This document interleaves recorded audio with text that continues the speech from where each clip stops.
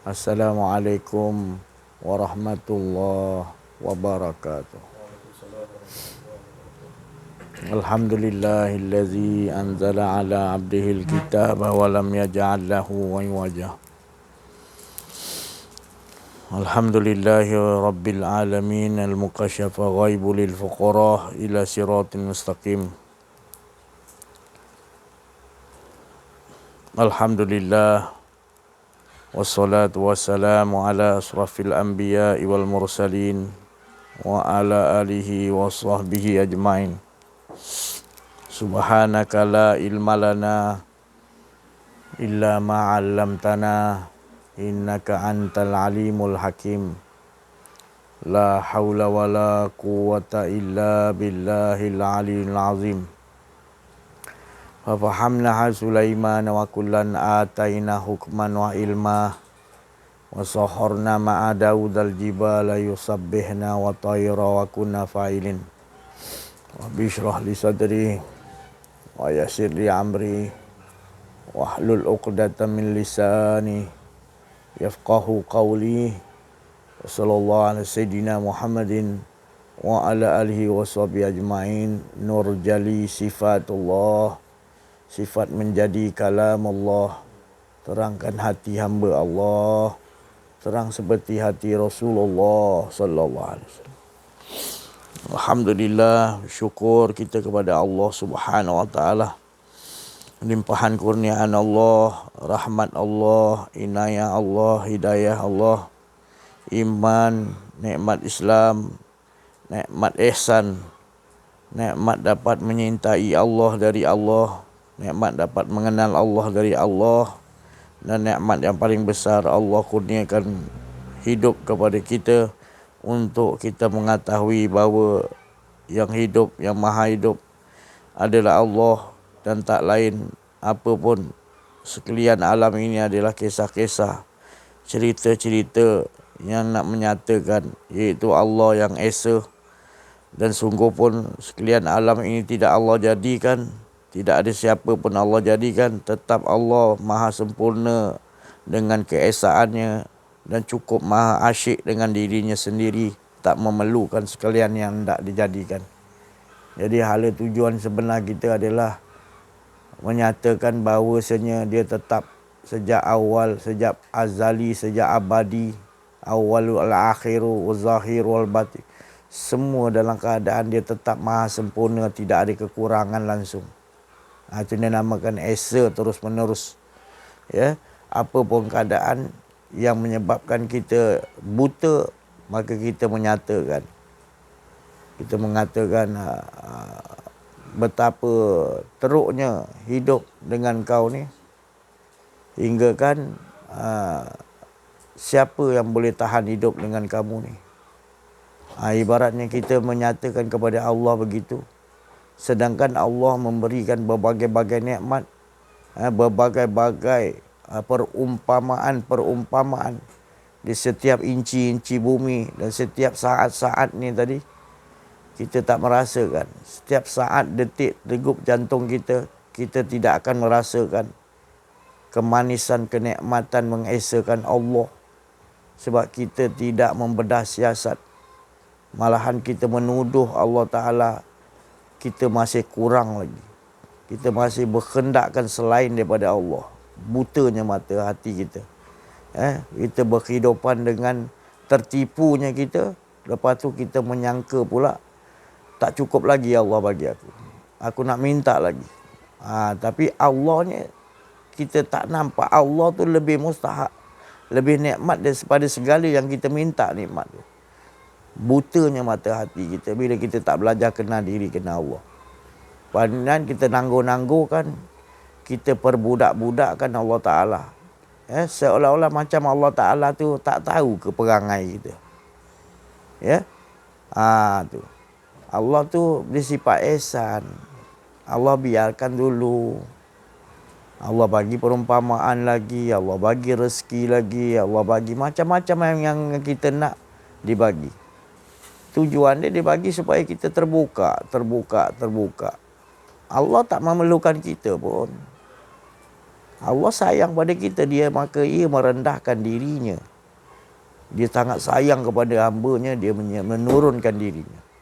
Seperti seorang ibu, dia tak perlu nak buat baik kepada anaknya lagi. Sebab apa? Dah memang dia dah tentu-tentu ibu pasti menyayangi anak. Sejak daripada lahir lagi, sifat dia sayang. Jadi kita tak payah ajar ibu kita untuk menyayangi kita. Sebab kita yang perlu. Jadi kalau ibu kita turun padang, turun pergi menyembah seolah-olah kepada kita anaknya, itu jangan salah faham. Jangan kita ingat, mak ni harapkan saya ya. Jangan bodoh begitu. Jangan jadi tolol lah. Bodoh boleh diajar. Kalau tolol ni, botol dengan tolol ni, iaitu bodoh campur tolol. Tak mau orang ajar, tak mau ikut. Dah tahu, tak mau ikut. Nah, tu gelaran tu. Pak Kiai daripada Indonesia, dia kata botol. Kita ingat botol apa? Bodoh campur tolol lebih bahaya daripada bodoh. Bodoh boleh diajar, tapi bodoh campur tolol, botol, itu lebih bahaya lagi. Dalam bodoh, tolol lagi, ngejek-ngejek lagi orang yang dah tegur kita. Tolol nama dia tu. Bodoh campur tolol. Ingat tu. Kita kebanyakan kita begitu, kita buat dengan Allah. Tak sedar ke? Apa lagi yang kita nak sebenarnya? Apa macam-macam Allah bagi dah. Kekayaan kau seorang apa? Pemimpin yang atas, raja agung, pemimpin Perdana Menteri. Apa benda yang kau nak lagi? Sampaikan kau buta tak mau kenal Allah. Engkau rasa engkau boleh buat satu macam Firaun. Allah yang bagi tu. Allah bagi supaya engkau makin ingat, makin tahu ini rezeki daripada Allah, dikurniaan daripada Allah. Seperti mana Nabi Sulaiman yang lebih kaya daripada kalian semua. Tak ada manusia lebih kaya daripada Nabi Sulaiman. Apa dia kata dengan harta yang sekian banyak yang Allah bagi ni? Kerajaan yang besar, yang tak ada lagi kerajaan lebih besar di dunia ni yang dimiliki oleh Nabi Sulaiman. Allah bagi tadi. Apa Nabi Sulaiman kata? Haza min fadli rabbi. Ini semua adalah kurniaan daripada Allah. Dia tidak lupa diri. Kita baru sikit jadi raja, jadi apa. Belum macam kerajaan Nabi Sulaiman. Ada tongkat langit kita. Kita rasa kita ni hebat, kita ni. Sudahlah. Kau tertipu tu. Sudah. Keluarlah daripada angan-angan yang botol tadi, yang merosakkan diri kamu. Ini bercakap Allah sayang kamu, Allah nak selamatkan kamu. Jangan fikir Allah tu memerlukan kita. Tak langsung pun. Janganlah perasan lah. Allah tu sayang pada kita, dia merendahkan diri. Dia bagi kita macam-macam supaya sedar. Dia jadikan perumpamaan ni, kau buat bodoh je. Buat botol je. Jadi inilah yang terjadi di era kita sekarang ni. Malah diejek-ejekkan. Ya. Diejek-ejekkan. Orang yang betul-betul duduk di jalan Allah, kau ejek-ejekkan. Semalam dah tempoh hari, semalam dah bagi tahu. Macam mana walau tara izil mujrimuna nakisu ru'usihim inda rabbihim rabbana absarna wa sami'na farji'na na'mal salihan inna muqin. Bagaimana orang yang melakukan dosa-dosa yang banyak tadi, yang mana di padang mahsyar nanti dia melihat tadi nikmatnya orang-orang yang dia dah melihat, dia dah dengar, dia tengok orang yang kehidupan dia dengan Allah ketika di dunia. Nikmatnya, ya Allah. Tak tahu nak cakap. Tolonglah ya Allah. Kembalikan. Dah tak guna dah. Dah tempat pembalasan. Kita dah wafat, dihidupkan balik untuk dibalas. Masa hidup tu Allah bagi macam-macam perumpamaan, kau ejek-ejek kan. Kau persenda-senda kan. Jadi macam mana? Macam mana yang terjadi? Bila kita dah nampak orang yang berhidupan dengan Allah, nikmatnya tadi, tolong hidupkan kembali ya Allah. Mana mungkin? Tak mungkin Allah Ta'ala kata. Sebab Allah dah bagi macam-macam perumpamaan. Jadi jangan menyesal. Kita merayu-rayu kepada Allah, tolong hidup aku balik ya Allah. Keluar mata, air mata darah. Merayu macam mana pun Allah kata tak boleh. Mana mungkin? Mana mungkin? Dah banyak peluang dah Allah bagi dah. Kau persenda-sendakan, kau buat bodoh, buat botol. Buat tuli mata kamu, buat pekak telinga. Ini yang berlaku. Jangan menyesal lah. Jangan kau ejek-ejekkan kami di sini, tak apa. Ejek-ejekkan kami, tak apa. Tapi kami tak putus asa, tak putus asa. Kami nak juga kembalilah kepada Allah. Jangan menyesal nanti. Allah dah bagi tahu dah. Tolong hidupkan orang yang ketika dia dunia dia hubud dunia. Dia tahu dunia je. Padahal dunia tu hanya permainan, senda gurau, perhiasan aja. Tertipunya tadi. Dia rasa dia orang yang paling beruntung Allah bagi dia. Bukan beruntung tu sebenarnya tu istidraj. Kalau sesuatu harta, kedudukan, pangkat yang Allah bagi menyebabkan kau jauh, tak ada kau rasa kenal diri, kenal Allah, itu istidraj. Cina kata sway. Hidup kau sway di dunia dan di akhirat sway. Tapi kau rasakan macam elok, cantik je, Allah suka. Tersilap tu penafsiran kamu.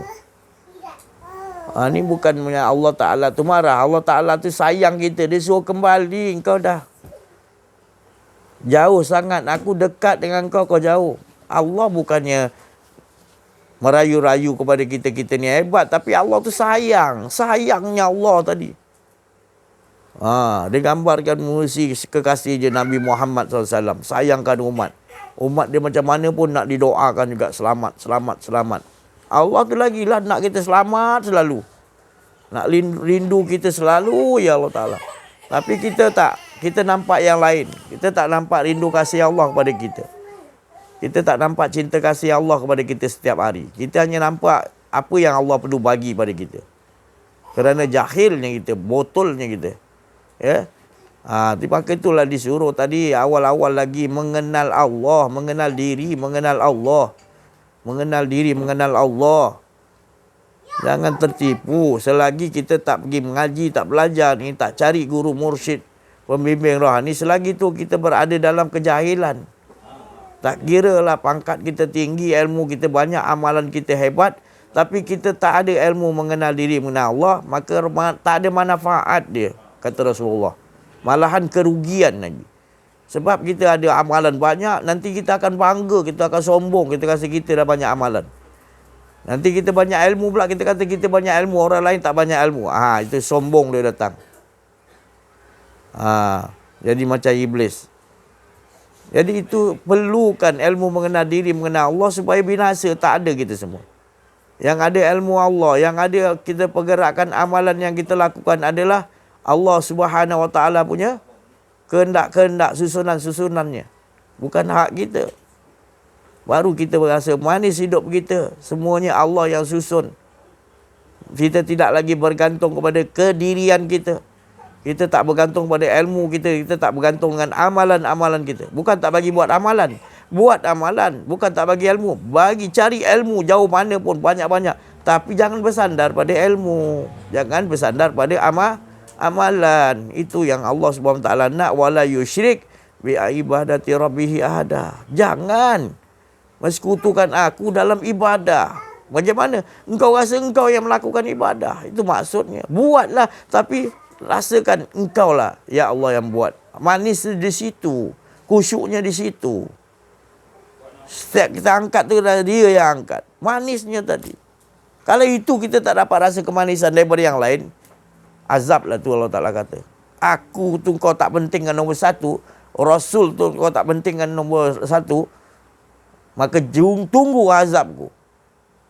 Itu maknanya kita berada dalam azab, kita tak sedar. Lebih bahaya lagi.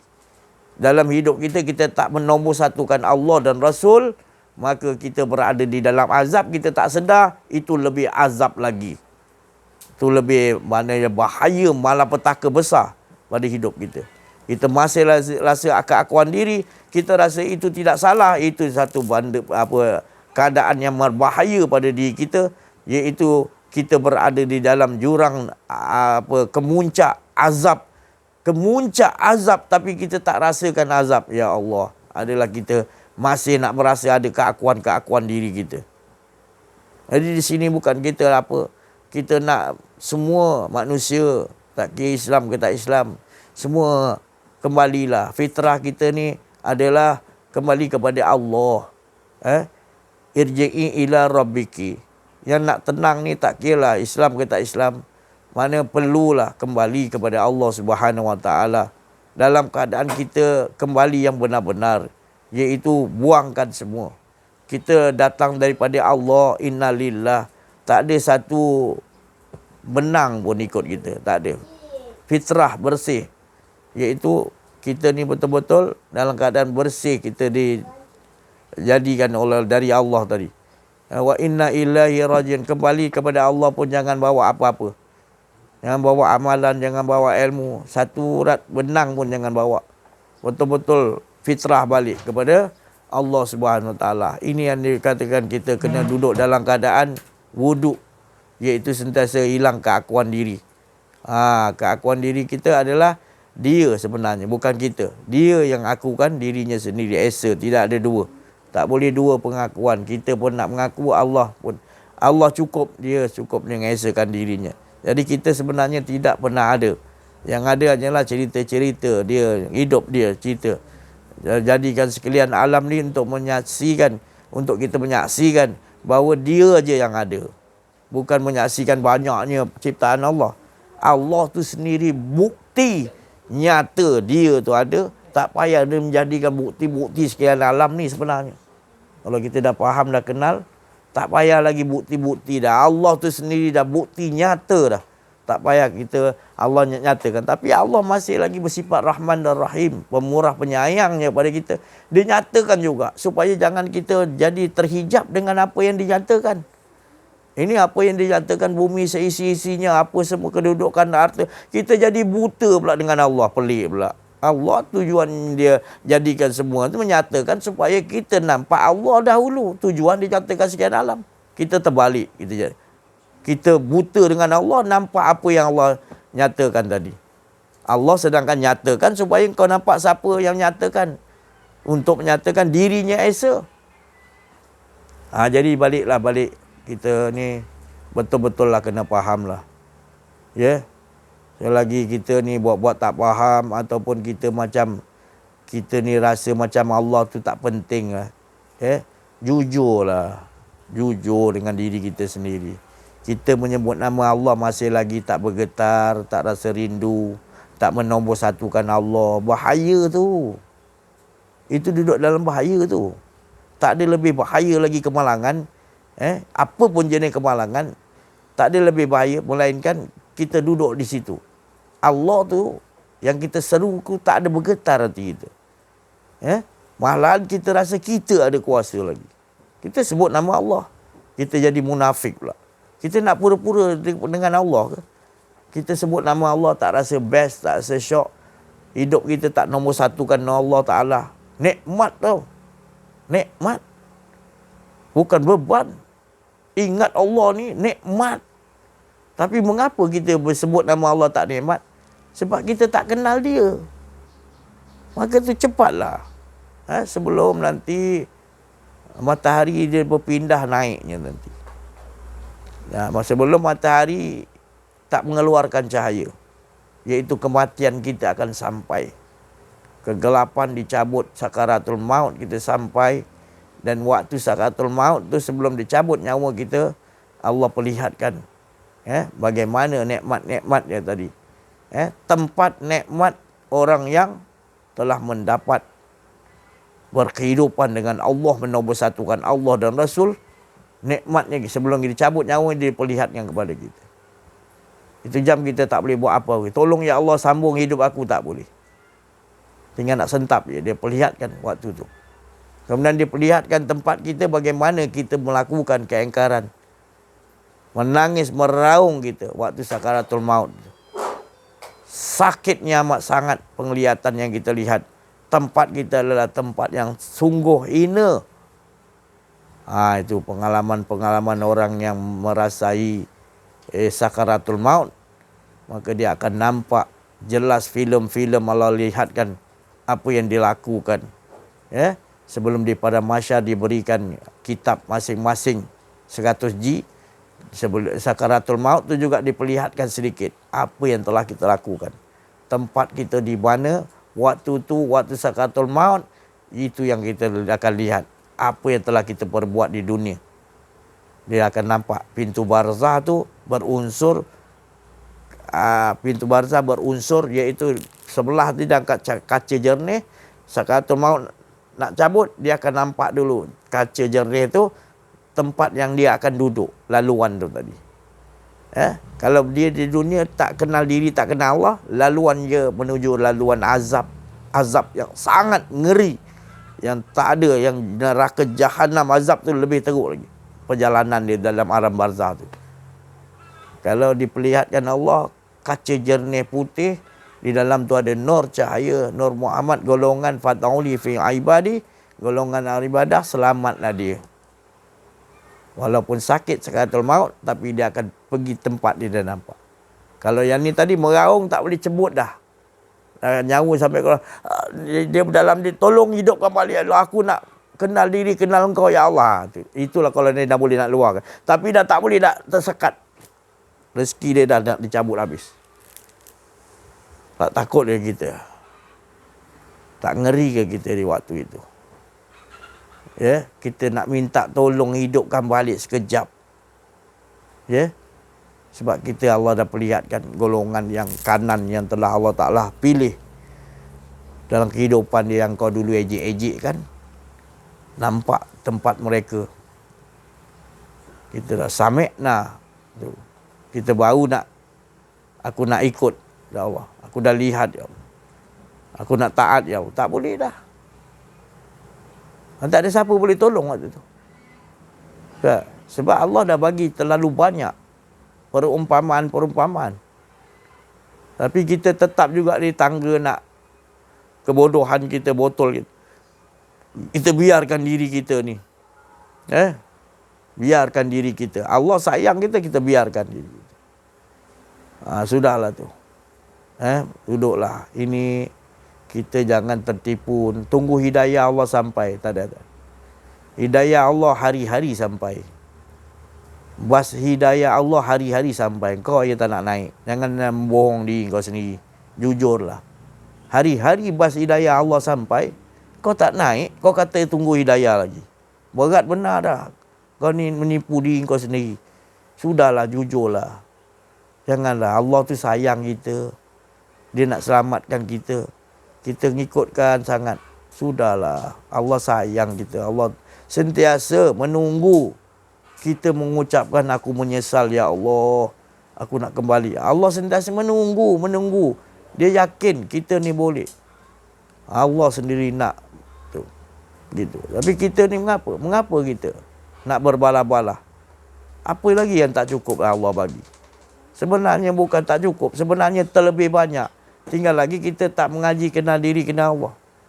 Takkan rasa cukupnya. Kalau kita tak belajar kenal diri, kenal Allah, kita takkan rasa cukup. Dunia seisi dia bagi pun tak cukup juga. Jadi apa sebenarnya yang kita nak? Tak cukup juga, tak puas hati juga. Jadi yang puas hati adalah mutmainah, kembali kepada Allah. Nak tenang, nak bahagia betul-betul, kembalilah kepada Allah. Kenal diri, kenal Allah. Ini tak lama lagi nanti pula datang Imam Mahdi pula. Kita tak ada pula pelajaran ni. Memang kita yang memusuhinya. Wa na'uzubillah. Minta janganlah. Wahayunya tadi. Jadi bila kita ada pelajaran kenal diri, kenal Allah, dan memang yang dibawa oleh Imam Mahdi, kenal diri, kenal Allah juga, mengesakan Allah, tentulah kita dapat mengikutinya. Tapi kalau tak ada pelajaran ni, macam mana nak cakap? Orang yang mempelajari ilmu kenal diri, kenal Allah sekarang ni pun kita dihina-hina. Kita dianggap masih lagi orang-orang yang tak mengikuti ahli sunnah wal jamaah. Ahli sunnah wal jamaah sendiri pun hentam kita. Yang lain-lain macam-macam lah. Kerana apa? Rasulullah dah bagi tahu ini dia anggap asing. Itu ahli sunnah wal jamaah minta maaf lah. Bukan semuanya betul-betul faham apa erti ahli sunnah wal jamaah. Jadi kita ni, kita sama-sama lah. Sama-sama kasih sayang. Bukan nak cari kesalahan, siapa salah, siapa betul. Sekarang duduk betul-betul sama-sama. Cari jalan kenal diri, kenal Allah. Kita kena berkasih sayang. Tak ada nak salahkan siapa-siapa dah. Tu. Kita cari sama-sama. Betul-betulkan. Ikhlas, jujur. Pada diri kita sendiri. Jangan pada orang. Jujur, ikhlas itu pada diri sendiri. Sebab dalam diri kita ada Muhammad. Kita tak kenal Muhammad kat dalam. Kita kata pula, ilmu Nur Muhammad ni hadis palsu lah. Hadis tu macam-macam dia cakap. Hadis palsu apanya? Ada ayat Quran dia kan. Kalau kata Nur Muhammad ni kita tak pernah kenal. Ya Allah. Kau belajar sampai mana? Kau belajar hanya syariat. Kau ada belajar ke jumpa guru makrifat? Jauh lah, ilmu Allah ni luas. Jangan kau rasa kau belajar tu cukup dah untuk menyalahkan orang. Ya, nanti dikupaskan ayat Allah, hadis-hadis yang benar kau cakap palsu. Ya. Kau kata Nur Muhammad ni tak ada, ni ada palsu mana pula. Allah terang-terang dalam Quran kata Allahu nurus sama. Ada nur situ. Nur tu nur siapa Allah nak terjalikan? Daripada nur Allah kepada Nur Muhammad lah. Tu. Jadi kita masih lagi buta mata hati kita. Masih lagi kita kata terus ini ilmu salah, ilmu sesat. Sesat apanya? Ajak orang sama-sama mengesahkan Allah. Berbuat baik, berkasih sayang sesama kita. Sesat ke? Ya, itu yang tentu pergi menari-nari sana. Bercampur lelaki dengan perempuan. Rasuah dengan itu tak sesat Pelik manusia sekarang ni. Ya. Benda yang tak sesat tu dia cop sesat, dibesar-besarkan pula. Yang tentu-tentu sesat dibiarkan. Dia angkat pula lagi. Oh, diikuti pula lagi sistem-sistem sesat tu tadi dalam kehidupan. Tak nak dikaji pula, tak nak dibesarkan pula. Ikut sistem Yahudi mata pelajaran kita. Hospital kita ikut Yahudi punya ubatan. Oh, tak sesat, senyap. Ya, tak ada nak kaji pun. Tapi orang-orang ahli Allah, dia cari sampai ke dia cari tak ada pun. Dah tenang pun dia cari sampai bawah tu, sampai dia nak kocak-kocak dinding bawah tanah tu. Kocak-kocak lah sampai nampakkan dia kerosakan ni, tidak betul ni tadi. Dia buat probo, dia buat. Ya Allah. Tu dia. Lepas tu dia rasa pula dia betul. Ini yang berlaku. Ya, ini berlaku jelas. Bukan saya cakap ni ikut hawa nafsu saya. Saya tak kisah dah. Sebab kita dah nampak dah. Sebelum mereka berbuat, kita dah nampak dah. Sebelum dia nak mendajal kita, sebelum dia nak menyihir kita, sebelum dia nak buat sesuatu rancangan untuk merosakkan kita, kita dah nampak dulu dah. Sebab Nabi-Nabi semua berlaku begitu. Berpesan kepada kita. Kita cuma jalankan aja apa cerita-cerita yang Allah telah aturkan. Ikut aja. Bagaimana malam tadi saya dimimpikan bagaimana perangai-perangai manusia ni sekarang dia nak menghukum kita. Dan dia nak hukum kita, tujuan dia untuk apa? Untuk supaya kita berhenti buat kerja mengajak manusia mengesahkan Allah. Dia gunakan berbagai cara hingga kan depan-depan dia hukum kita, dia buat gini, dia buat gini, dia buat rancangan-rancangan ni untuk mengajak supaya kita berhenti buat kerja ni. Ya, dia gunakan kewangan, dia gunakan kedudukan, dia gunakan wanita, macam-macam keliling dah dia pakai dah.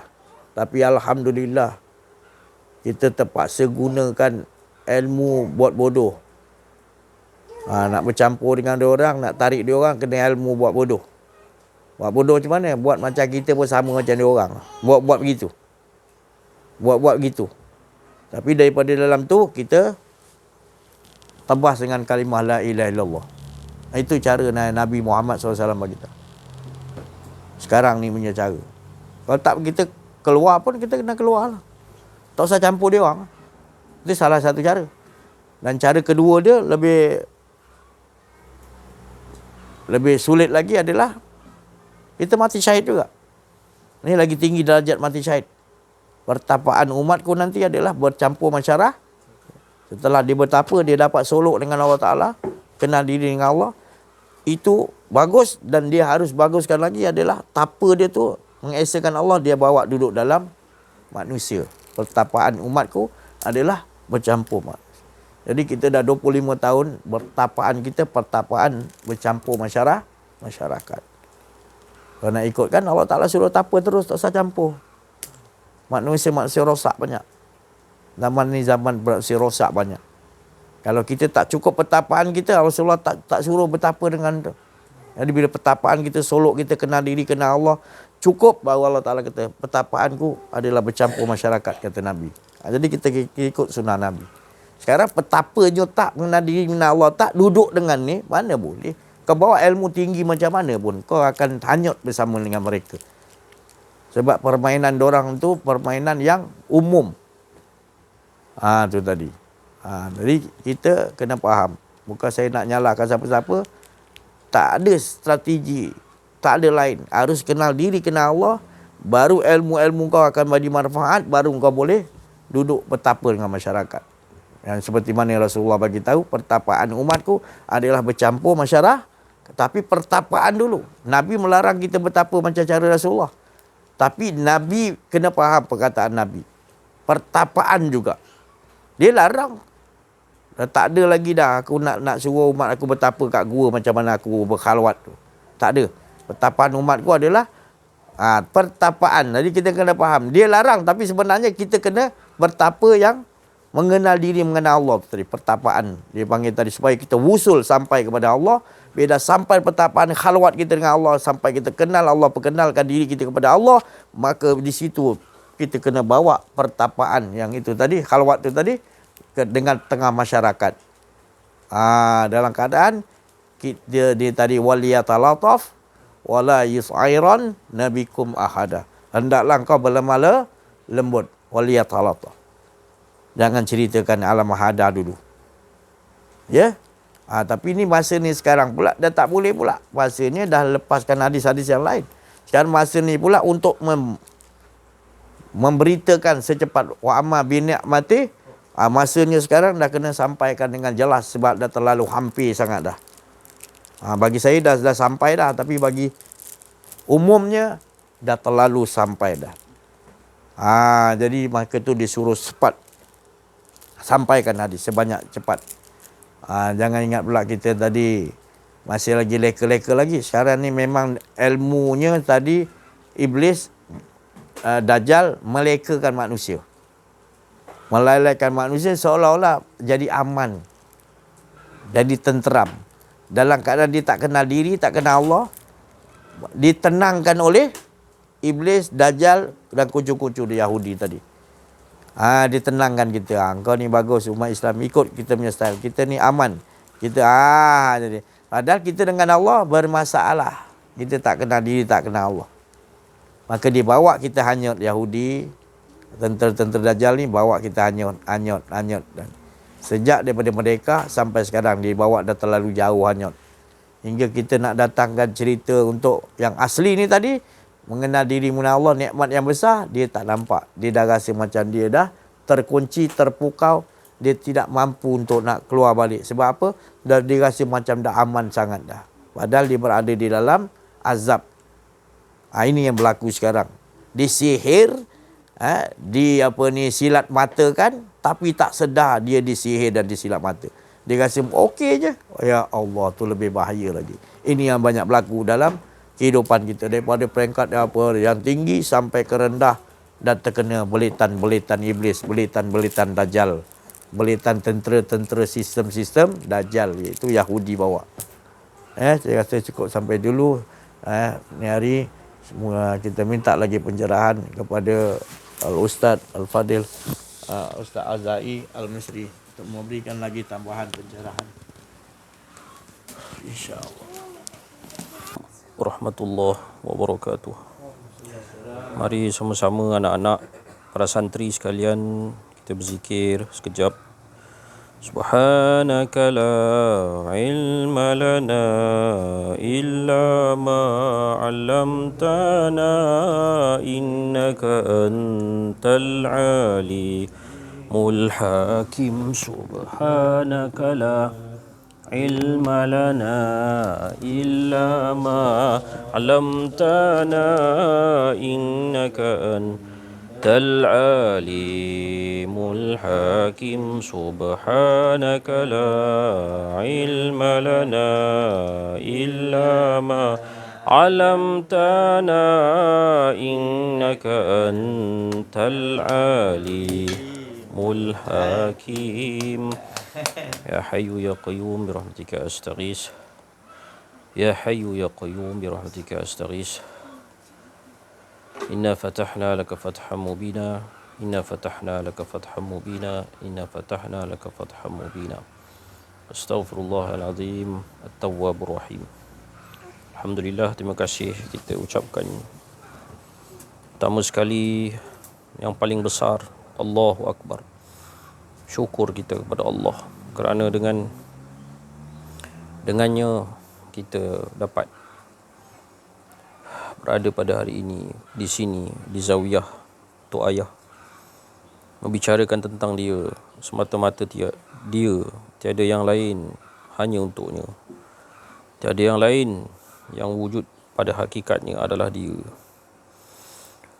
Allahumma salli wa sallim wa barik ala sayyidina wa habibina wa syafi'ina wa zuhrina wa maulana Muhammad. Orang yang menyatakan bahawa Nur Muhammad itu satu benda yang tidak betul, sebenarnya dia sedang menembak kaki dia sendiri. Dia tertembak kaki sendiri.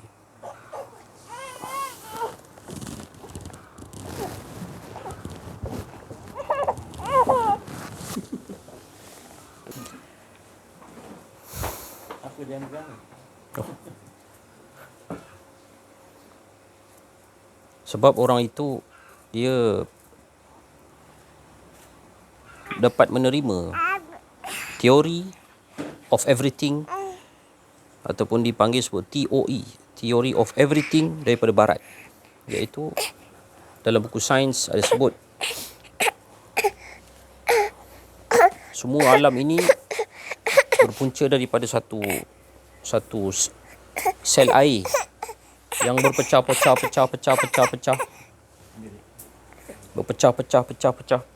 sampai mengalami evolusi daripada sel air tadi menjadi organisma.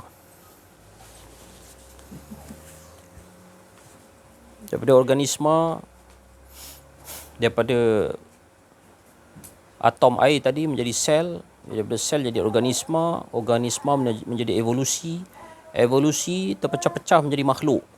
Jadi dinosaur lah, jadi buaya lah, jadi ayam lah, jadi monyet lah. Daripada monyet berevolusi lagi melalui teori Darwin jadi manusia. Sampailah ke hari ini. Ketika mana teori of everything ini disiarkan di National Geographic, disiarkan di dalam TV, disiarkan dalam TV Pendidikan Malaysia, disiarkan dan diletakkan dalam silibus Kementerian Pendidikan Malaysia. Tidak pula orang ini menyatakan ia bid'ah. Tidak pula orang ini menyatakan bahawa ini teori yang sesat. Tidak pula dia lawan kata, tak ada. Manusia pertama ialah Adam. Darwin ini merupakan satu teori yang tahyul, bid'ah, teori kafir, syirik. Siapa percaya? Tak ada pula dia melawan. Dia boleh terima pula teori barat. Oh, tu teori barat. Boleh terima pula teori barat.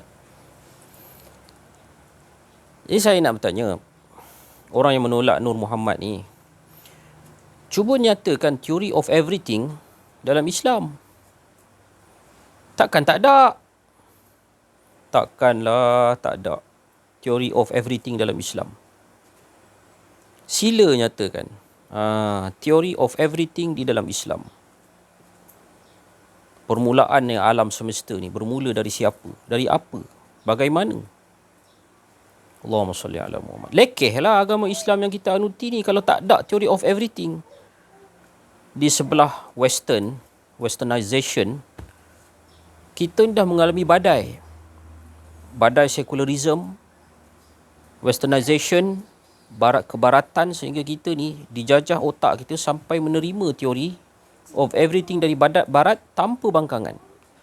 Bahkan kita letak pula dalam buku-buku. Kita letak pula dalam buku-buku kita. Diajar pula kepada anak-anak mengaji di sekolah. Inna lillahi wa inna ilaihi raji'un. Tanpa bangkangan pula tu. Tanpa keluar pun ulama-ulama kata ini buku ini bid'ah, buku ini khurafat. Kerana ada Theory of everything daripada barat yang menyatakan bahawa alam semesta ini bermula daripada sel air. Daripada sel air berpecah, dia duplicate, mengalami evolusi. Terjadilah sel, daripada sel jadi organisma, organisma jadi sistem, jadilah makhluk. Dinosaur, manusia yang berevolusi daripada monyet, orang hutan, apa semua. Tidak ada langsung aspek ketuhanan di situ. Dia nak hilangkan aspek ketuhanan dari situ. Allahumma salli ala Muhammad. Tak ada langsung elemen tauhid di situ. Jadi saya nak tanya, saya bukan salahkan tuan-tuan yang percaya ataupun yang tidak menyatakan kesesatan terhadap teori itu. Saya nak tanya, jadi theory of everything dalam Islam mana? Takkan tak ada. Para asatizah sekalian, para ustaz sekalian, para ulama sekalian, mana? Terutama yang kata Nur Muhammad ni batil, Nur Muhammad ni teori syirik lah, khurafat, tahyul, tak ada dalil, hadis dhaif, hadis maudhu'. Tak apa, kita tak nak berbalah-balah. Kita nak tanya, theory of everything dalam Islam mana? Takkan tak ada. Bermula dari situ kita berpijak diskusi kita. Selaklah kitab-kitab. Jadi dalam Islam, theory of everything ada dalam ilmu ihsan, iaitu teori Nur Muhammad. Menurut teori Nur Muhammad ini, alam semesta cakrawala buana ini dijadikan daripada seawal-awal kejadian, iaitu Nur Muhammad. Takkan syirik kot.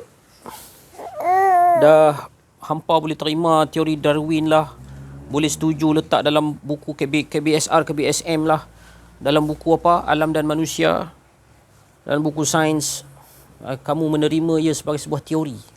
Kenapa tidak menerima Nur Muhammad ni sebagai sebuah teori? Kenapa dia cepat sangat melatah dengan menyatakan bahawa ianya sesat? Ayat dibacakan oleh Syekh Abdul Aziz tadi, Allahu nurus samawati wal ard. Sebagaimana kita belajar dari sifat 20, Allah ni bukan nur ya tuan-tuan. Allah ni bukan nur. Kita tak boleh kata Allah tu nur. Jadi Allahu nurus samawati wal ard tu nak takwil macam mana tuan-tuan? Kalau tak takwil tak boleh. Allah kita tak boleh i'tiqadkan sebagai cahaya. Allah tak berbentuk, tak berjerim, tak berjisim, dia transcendent. Jadi kalau kita i'tiqadkan Allah itu cahaya, salah dari segi akidah. Tapi dia cakap Allah nur. Macam mana nak buat? Tidak lain dan tidak bukan kita mengalami jalan buntu kalau kita tidak menerima Nur Muhammad. Allahumma salli ala Muhammad. Allahu nurus samawati wal ard. Jadi dengan nur yang diciptakan daripada kecintaan Ar-Rahman Ar-Rahim, terpancar nur Muhammad.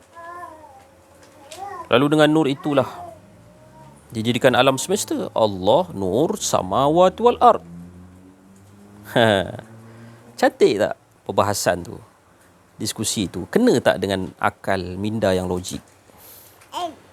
Allahumma salli ala Muhammad. Sebab itulah ya, para sahabat, ustaz-ustaz, para alim ulama, asatizah sekalian, kita jangan berbangga dengan kitab-kitab yang kita baca ni. Jangan menambahkan rasa bangga. Biarlah kita tunduk seperti padi. Makin banyak isi, makin tunduk. Biarlah kita berkata, segala kitab-kitab yang kita baca, sama ada buku ataupun maktabah syamilah ataupun internet ataupun Google ataupun apa sahaja maktabah-maktabah online, semua itu 1% ataupun tak sampai 1% daripada agama. Kalau kita menyatakan bahawa apa yang ada ilmu agama ni hanya dalam kitab, tuan-tuan sudah berlaku suatu kerugian yang sangat malang. Tuan-tuan kena kata, segala kitab yang ada atas dunia ini baru 1% atau tak sampai pun 1% daripada agama. Allahumma salli ala Muhammad. Apa dalil percakapan saya ni? Dalil dia ada tuan-tuan, bukan tak ada. Iaitu surah Al-Kahfi tu. Surah Al-Kahfi.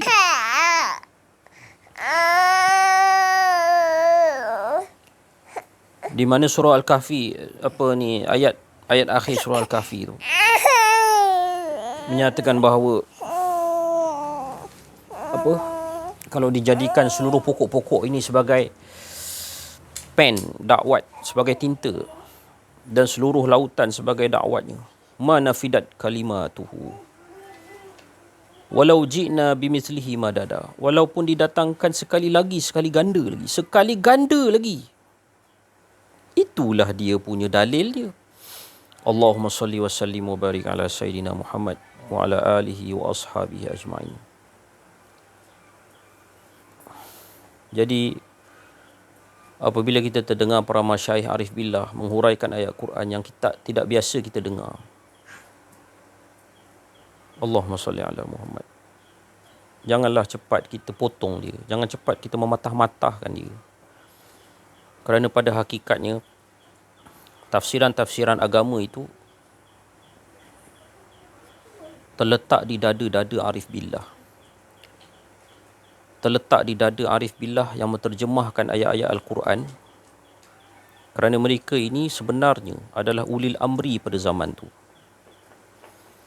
Siapa yang tak kenal ulil amri pada zaman dia, mati dia dalam keadaan jahiliyah. Na'udzubillah min dzalik.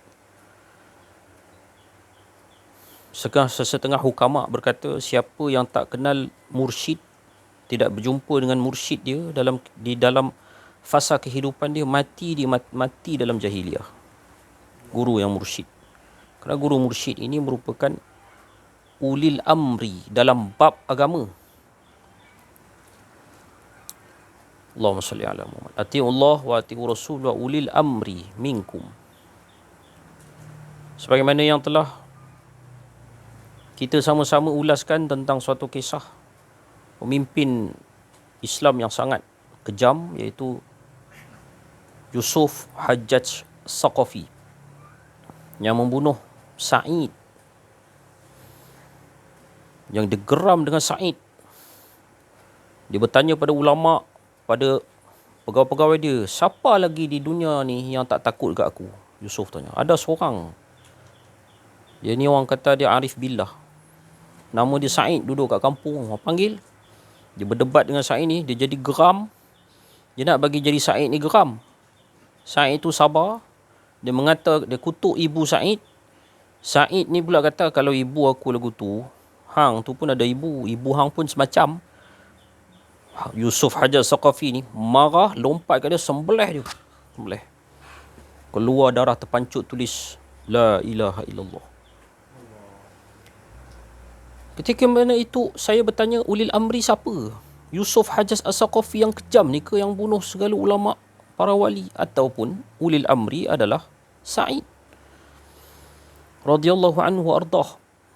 Maka sudah pasti jawapan masa tu budak-budak kecil pun dah boleh jawab masa tu. Ulil amri dalam bidang agama Sa'id, bukan Yusuf Hajjaj As-Saqafi. Tapi ulil amri dalam bidang kenegaraan, ya betul, Perdana Menteri, Duli Yang Maha Mulia Seri Paduka Baginda Perdana Agong, Raja, Sultan, Menteri Besar. Di atas jalan raya, ulil amri kita polis trafik, kena taat. Di rumah, ulil amri ibu bapa. Macam tu. Jangan lawan, taat. Selagi mana dia lurus. Ati'ullah wa ati'u rasul wa ulil amri minkum. Jadi pada dada para arifin ni ada tafsiran yang sebenar, yang sesuai dengan zaman tentang agama, menghuraikan Al-Quran dan As-Sunnah. Selagi mana dia tidak bertentangan dengan As-Sawadul A'zam. Apa maksud Sawadul A'zam? Para ulama, para awliya, para arif billah dahulu kala. Tidak bertentangan. Ahli sunnah wal jamaah tidak bertentangan. Kalaulah hamba Allah berkenaan, dia tafsirkan satu-satu ayat sehingga keluar daripada syariat, keluar daripada jumhur ulama, maka salah. Tetapi para arifin ini, mereka menjelaskan, menghuraikan tentang ayat-ayat suci Al-Quran. dan juga hadis daripada dada mereka. Kerana apa yang berada di dalam Alkitab pada hakikatnya tidak sampai pun 1% daripada ilmu agama. Allahumma salli ala Sayyidina Muhammad. Sudah dijelaskan bukan bahawa sesungguhnya ilmu yang ada ini bagaikan dicelupnya jari dalam lautan. Angkat jari itu hanya setitis saja yang menitik. Itulah ilmu yang ada. Jadi mana lagi ilmu selautan tu? Ma nafidat kalimatuhu tu. Walau ji'na bimithlihi madada. Apakah tidak boleh digarap? Apakah Allah tidak boleh bagi tahu kepada dada-dada ulama? Apakah ilmu itu hanya tertakluk ataupun terhad kepada kitab-kitab yang ada depan mata kita ni saja? Allahumma salli ala Sayyidina Muhammad. Bukan nak kata salah, tetapi tuan-tuan menyalahkan. Tu. Bukan nak kata salah. Tetapi masalahnya sekarang, tuan-tuan menyalahkan. Saya ulang balik. Bukan nak menyalahkan tuan-tuan. Masalahnya sekarang, kita ni menyalahkan orang. Harap-harap faham para pendengar yang saya kasih sekalian. Saya ulang sekali lagi, penting perkataan ni. Bukan nak menyalahkan tuan-tuan, tetapi tuan-tuan menyalahkan para ulama arifin ini dengan cepat sangat menyatakan mereka ni sesat.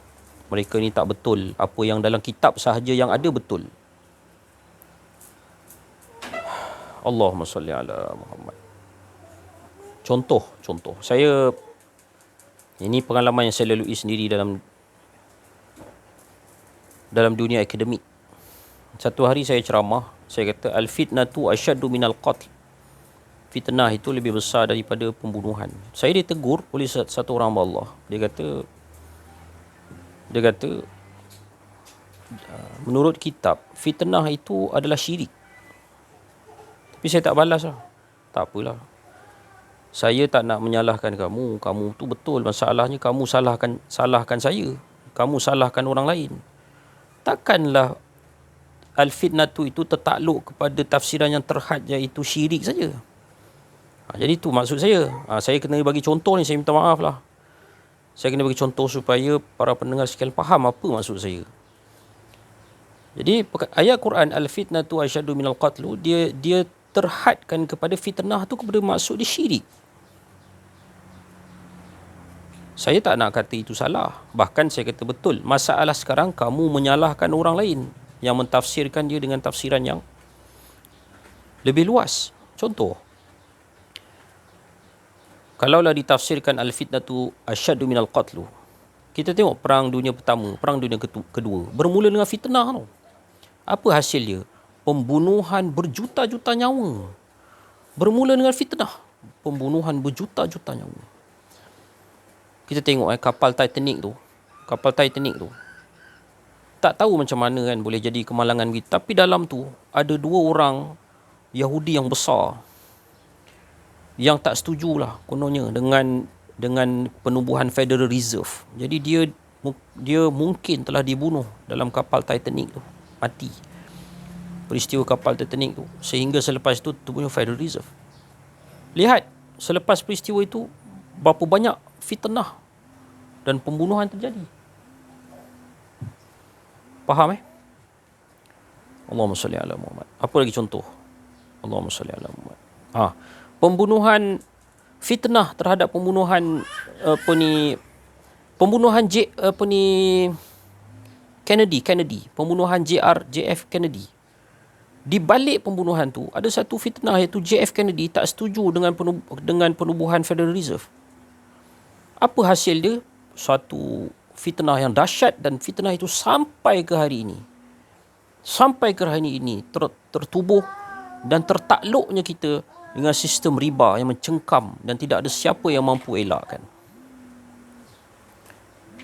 Allahumma salli ala Muhammad. Ini tak bolehkah, salahkah kalau diertikan semua peristiwa-peristiwa fitnah itu dengan ayat al-fitnatu asyaddu minal qatl?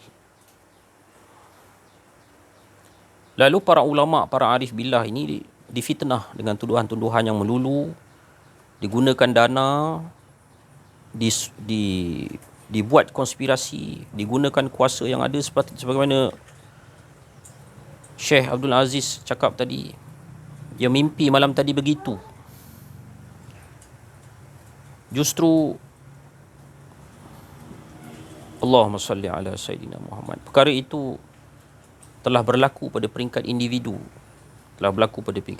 Sehingga merasakan betapa sungguhnya ru'yah yang berlaku pada arifin itu, pada orang soleh itu benar.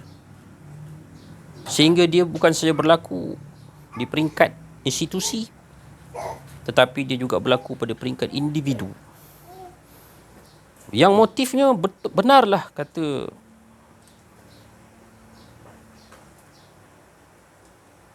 Ustaz Aziz, mungkin semua ini adalah bermatlamatkan untuk menggagalkan atau melemahkan semangat perjuangan untuk membawa dakwah kenal diri, kenal Allah, menghilangkan keakuan diri. Kerana ini satu slogan yang amat dibenci oleh iblis, dibenci oleh syaitan. Kalau tak bawa slogan ini, adik-beradik berpecah.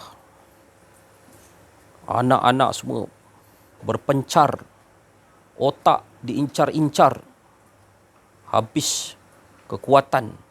Wa tazhaba rihukum, hancur kekuatan. Walaupun dari segi pakaiannya semua berkopiah, dari segi bajunya semua berjubah,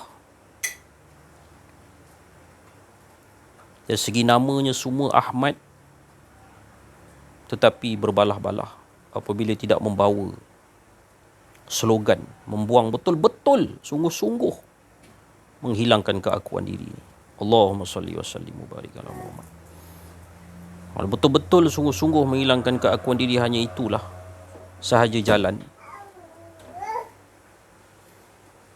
yang dapat melihat wajah Allah Subhanahu wa taala. Fa inama tuwallu fasamma wajhullah.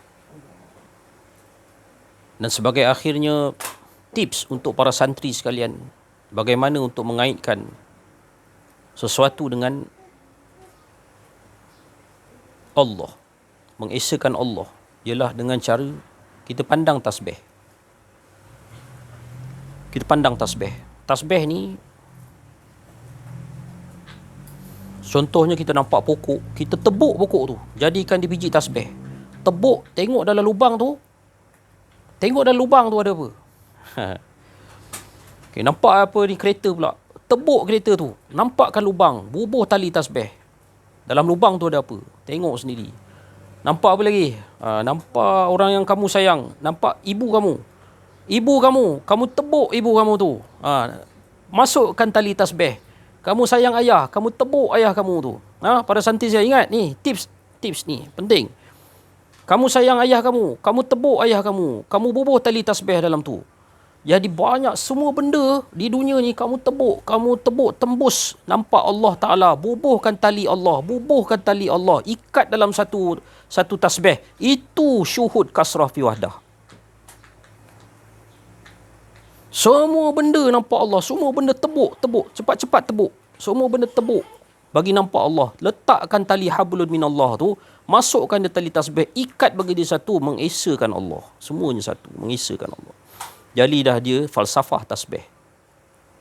Semuanya mengesakan Allah Subhanahu Wa Taala.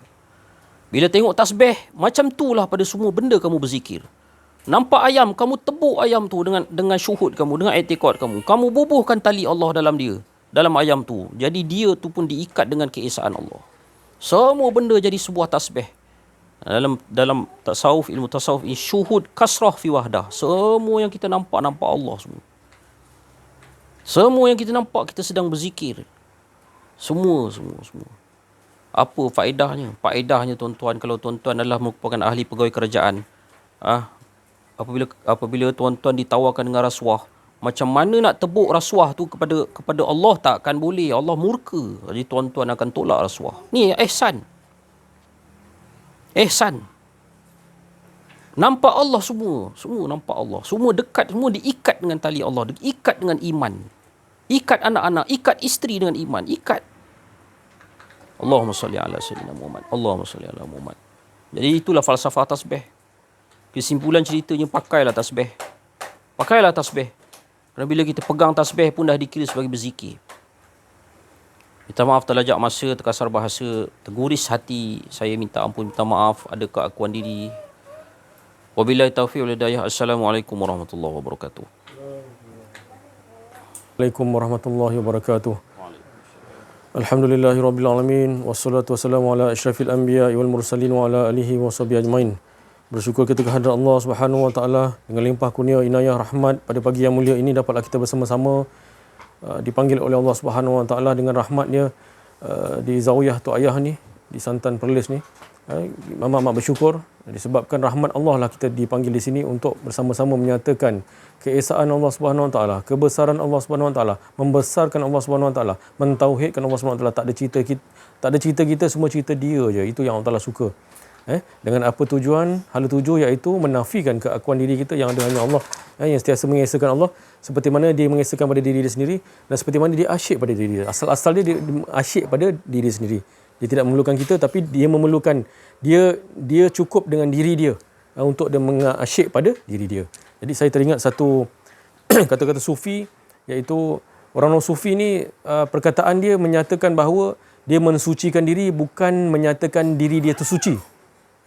Bukan. Dia lelahkan. Tapi mensucikan diri ni supaya tertanggal keakuan diri. Maksudnya gitu. Itu kata-kata sufi yang menyatakan kesucian tadi tu. Supaya tertanggal keakuan diri yang ada hanya Allah. Itu maksudnya. Bersambung perkataan-perkataan ahli sufi ni. Sedap perkataan-perkataan dia. Jadi kita yang nak menyatakan di sini, kita lebih nak katakan menafikan keakuan diri kita yang ada hanya Allah. Itulah datang kesucian. Itu seperti mana kata-kata sufi tadi. Jadi dalam kehidupan harian kita ni, itulah kita nak bawakan. Itulah kita nak ulang-ulangkan benda ni. Yang situ situasi cerita lain, semalam lain, yang ni ada lebih kurang sama. Itulah memang kita nak ulang benda ni. Sebab kedegilan yang berada dalam diri kita ni sentiasa nak kena ditalkinkan. Lebih-lebih lagi kepada kita ni. Iaitu yang nak mentalkinkan tu siapa? Itulah. Dulu Rasulullah. Dulu Rasulullah SAW sahabat. Dan sekarang ni Allah Ta'ala lahirkan pembimbing rohani, Mursyid Arif Billah, untuk mentalkinkan benda ni. Supaya apa? Kita dapat yang dikatakan dedah siasat la ilaha illallah. La tu menafikan keakuan diri kita yang ada hanya Allah. Seperti mana dia mengesahkan pada diri dia. Dia yang mengesahkan pada diri dia. Kita menyatakan diri dia, bukan menyatakan diri kita. Tak. Itu tertanggal keakuan diri tadi tu yang dikatakan ahli-ahli sufi tadi tu. Jadi itulah kita nak bawa dalam kehidupan harian ni. Sedapnya, tenangnya. Kalau kata dia sakit apa pun, sakit tu tak sakit lagi. Lupa engkau tu apa tu? Ada keakuan diri tu lupa, lagi lebih sakit lagi, lebih azab lagi. Kan? Itu kita nak kita nak selalu ulang dalam kehidupan kita. Supaya sentiasa mengesahkan Allah, membesarkan Allah, menyatakan semua nombor satu Allah. Itu. Bukan kita sekadar cakap je. Tapi kita amaliahkan dalam kehidupan harian kita. Kita ni bila dah cakap, kita dah automatik Allah Ta'ala ajar kita dalam kehidupan harian kita. InsyaAllah. Itu yang penting. Itu yang katakan seperti Ustaz Ahmad tadi dia cakap, perlu ada pembimbing rohani untuk mentalkinkan sesuatu ni. Inilah dia nak talkinkan benda-benda ni macam ni. Supaya masuk dalam rohaniah. Jadi pendengar-pendengar YouTube, jemaah-jemaah yang agak memang selalu mengamaliahkan, saya baru teringat yang seperti Syah Aziz beritahu, jurulatih rohani yang nak menyampaikan kepada kalian-kalian yang sahabat ke, pendengar YouTube ke, tu dia. Jurulatih rohani ni. Dia nak ceritakan kesedapan yang sentiasa berkehidupan dengan Allah Subhanahu Wa Taala. Jadi itu datang, kita diajar gitu. Seperti semalam saya sembang dengan saya bersembang dengan anak dan isteri. Kita memang kena ikut cara, kalau guru pembimbing rohani tu cara dia lah. Kita ikut cara dia. Jadi bila dia sampaikan tu, kita mengikut dengan yang dikatakan sami'na wa ata'na, kita terikut rentak dia.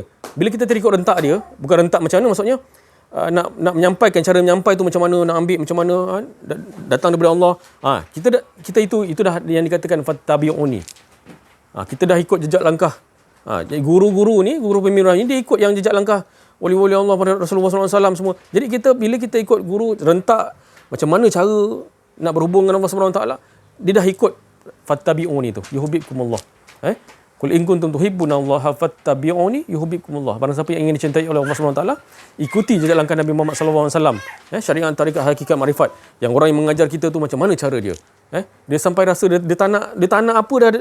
Dia tak nak apa, dah tak nak tengok apa dah. Kan? Kalau tengok katakan kitab lah kan, kitab yang memang makrifatullah kan. Tak tahu dia nak menyampai macam mana, tapi dia itu panduan lah, memang kita panduan daripada Allah. Tapi dia banyak menyatakan delete daripada apa yang dia dapat. Dia nak dapat original daripada Allah. Itu semua yang dikatakan mengikuti jejak langkah Nabi Muhammad SAW. Dia nakkan Allah dulu. Seperti mana yang berlaku di Gua Hira kan, Rasulullah SAW. Dia nak diajar daripada Allah. Kan? Malaikat suruh ajar, tapi dia nak daripada Allah lagi. Itu malaikat Jibril suruh bacalah Iqra. Tapi Nabi menunggu daripada itu yang maksudnya dia delete semua. Dia tak nak semua daripada Allah. Dia dah nyatakan semua keesaan Allah Subhanahu Wa Taala. Itu yang kita nak ikut fattabi'uni tadi tu. Kita memang ikut jejak langkah. Jejak langkah Nabi Muhammad sallallahu alaihi wasallam. Sekian daripada saya, wabillahi taufiq wal hidayah. Wassalamualaikum warahmatullahi wabarakatuh. La haula wala quwwata illa billah. Allah Subhanahu Wa Taala. Alhamdulillah. Syukur kita apa yang diucapkan oleh teman-teman sahabat-sahabat kita, Al-Ustaz Al-Fadil, Ustaz Auza'i Al-Misri tadi, dan juga Syekh Latif, semua daripada Khatir Rabbani, daripada cahaya-cahaya Nurullah, cahaya-cahaya Nur Muhammad, kesuciannya tadi, untuk menjelaskan, untuk menyuluh. Yang suluh itu datangnya daripada Nur Muhammad dan Nur Zat Allah Ta'ala. Maka dia transparent, tembuskan kepada kita semua. Sekiranya kita memiliki hati yang salim, hati yang sejahtera, yang betul-betul tenang, maka kita akan terus download, terus masuk ke dalam rohania wadah yang suci itu. Tetapi kalau wadah kita ada satu aja sifat keakuan diri, maka dia tidak akan dibenarkan masuk. Kerana kalam-kalam yang keluar itu adalah kalam-kalam daripada Nur Muhammad, Nur Zat Allah Ta'ala. Maka dia itu sangat suci Nur itu, dan nak didudukkan ke dalam rohania yang benar-benar tidak ada keakuan diri. Maka masuklah dalam keadaan berbahagia, dalam keadaan yang penuh sejahtera dan selamat. Jadi memiliki hati yang salim, itu perlu buangkan keakuan diri.